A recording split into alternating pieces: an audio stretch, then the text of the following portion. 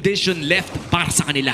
Dapat perfectly placed and layered yung mga skills na meron. But Lord JM, okay, makakatakas naman siya doon. Nagamit na rin yung Dark Knight Pulse. And again, we're talking about yung ganitong layer ng skills na pwedeng gawin ng AP Brand. Parang pinablit ata. Nagamit din yung Breaker. Bloody Hunt!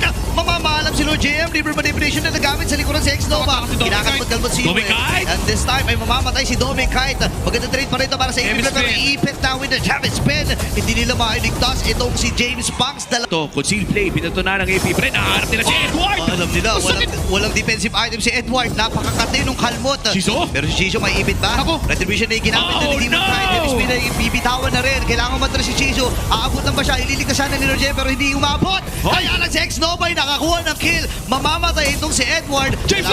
Napakagandang mula sa kanya. Fritz Yako sa likod. Kaya lang si Dominic Kite nagwawala rin ako with a kill. Kaya lang buhay pa at tatlong miyembro mula din sa Aurora. Gitna naman ang magiging target. Meron pang heavy spin dito si Demon Kite. Papasok pa si Lord JM. Hindi na nga muna. Sasalubungin na ni James Rock. Hindi na padidikitin para doon sa kanilang tore. Shizu ay humaharap na rin.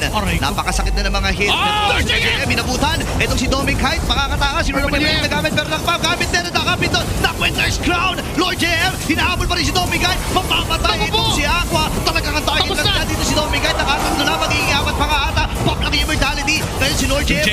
Next Nova na lang dito. Mapapatay nila si Dominic. Atras muna si Next Nova. Pero mauubos ang AP Brand. Aurora Gaming ay magpapatuloy at ang kanilang win streak